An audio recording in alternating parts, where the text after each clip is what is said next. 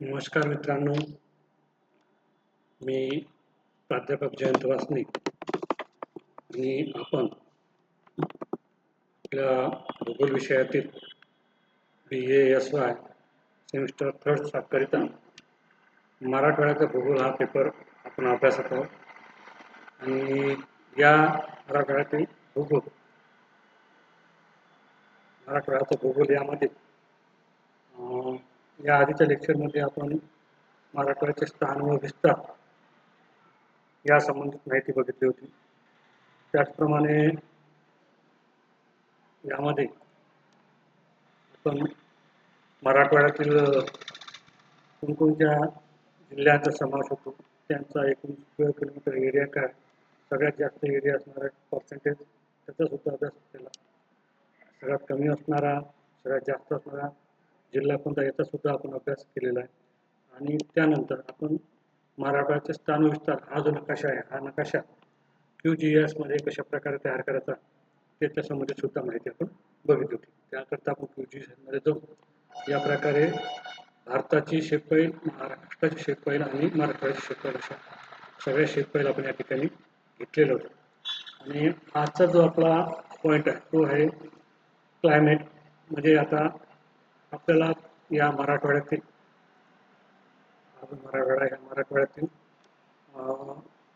हवामान या पॉईंटचा आपल्याला अभ्यास करायचा आहे. यामध्ये seasonal variation, temperature and rainfall data हा आपल्याला बघायचा आहे. तर आज आपण या विषयाला सुरुवात करूया. यामध्ये सर्वप्रथम आपण बघूया रेनफॉल डेटा. तर मित्रांनो, यामध्ये आपण बघू शकता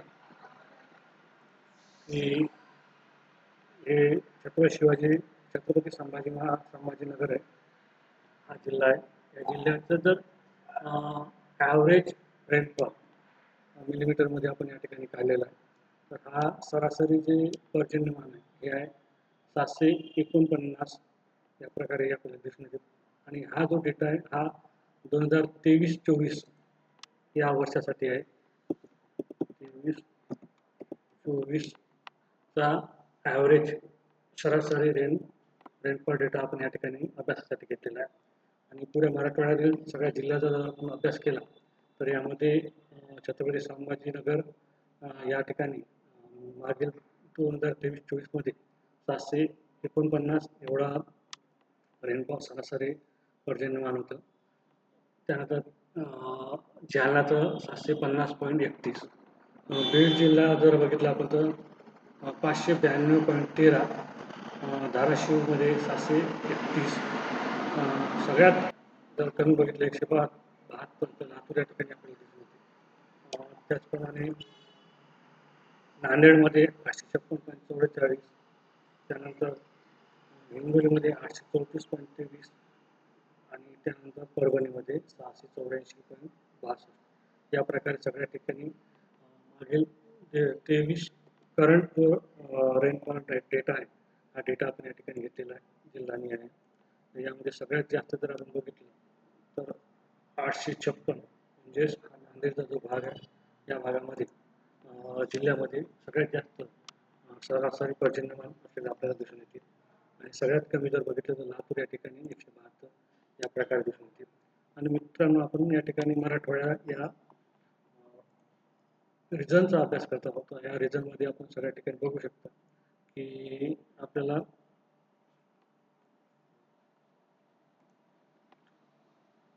पूर्ण मराठवाड्याचं जर आपण एकूण टोटल सरासरी पर्जन्य बघितलं तर 2023-24 मध्ये तर ते 672.28 एवढं या ठिकाणी आपल्याला दिसून येते.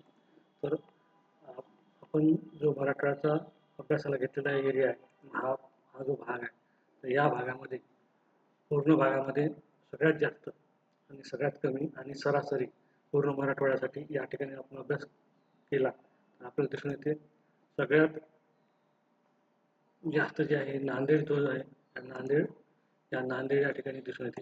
या नांदेड जिल्ह्यामध्ये दिसून येते. त्यानंतर लातूर या ठिकाणी सगळ्यात कमी आणि पुऱ्या मराठवाड्यामध्ये हा 772.28 असा सरासरी आपल्याला रेनफॉल आपल्याला दिसून येते.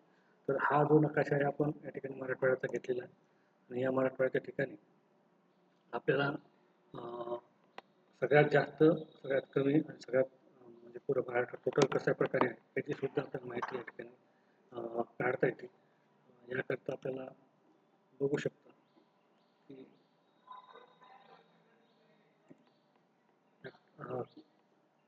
UGS मध्ये जाऊन आपण या ठिकाणी जर बघितलं तर आपल्याला डिस्ट्रिक्ट आहे आणि या ठिकाणी आपल्याला एक नवीन फील्ड घेऊ शकतो. याला आपण रेनफॉल डाटा द्यायचा आहे आपल्याला.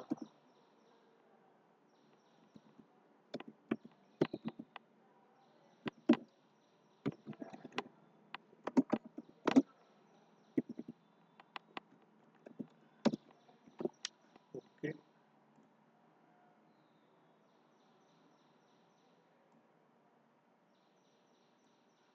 या ठिकाणी बघू शकतो तुम्हाला की हा रेनफॉलचा आहे. यामध्ये औरंगाबाद,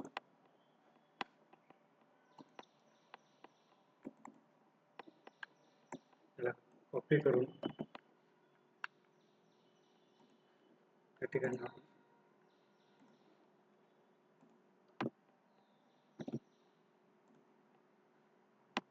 त्याचप्रमाणे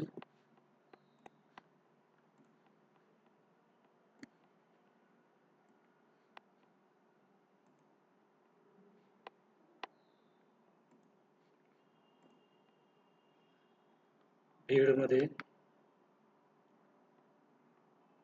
592.13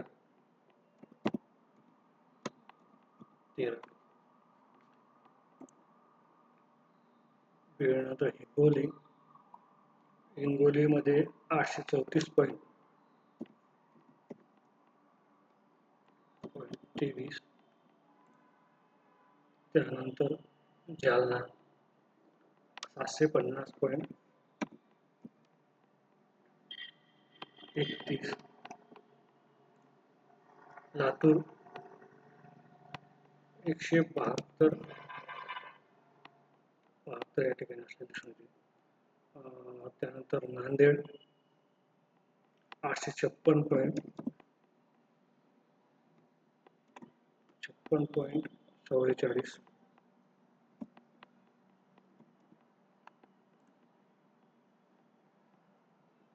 धाराशिव 731. आणि परभणी 684.62. या प्रकारे आपण डाटा या ठिकाणी सेव्ह करून घेऊ शकतो. आणि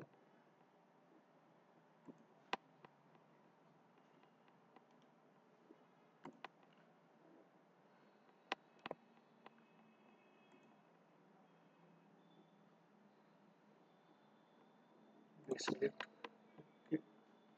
या प्रकारे आपण इथं बघू शकता की हा जो डेटा आहे या ठिकाणी हा पूर्ण डेटा घेतलेला आहे. परभणी, या ठिकाणी परभणीचा जो डेटा आहे हा डेटा आपण घेतलेला नाही आहे. या ठिकाणी परभणी 684.62.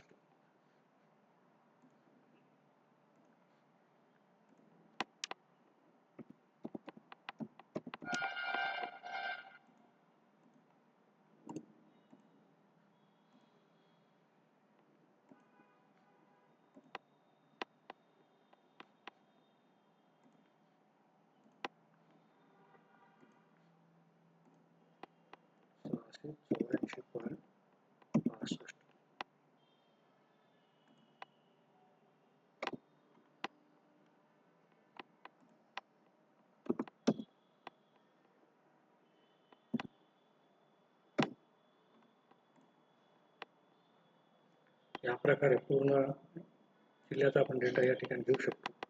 त्याला सेव्ह करून घ्यायचा आणि डिसिलेक्ट करून घेतला.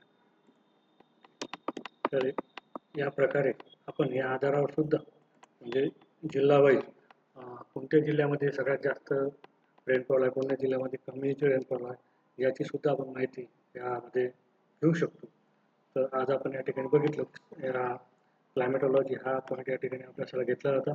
यामध्ये रेनफॉल आपण फक्त जिल्ह्याचा 2023-24चा करंटचा रेनफॉल घेतलेला आहे. याच्यामध्ये आपल्याला आणखीन तहसील वाईज सुद्धा रेनफॉल घेऊन डाटा हा दाखवत येते आणि QGIS मध्ये मॅप कसा तयार करायचा याची माहिती सुद्धा आपण बघणार आहोत. तो पुढच्या लेक्चरमध्ये या संबंधित माहिती बघूया.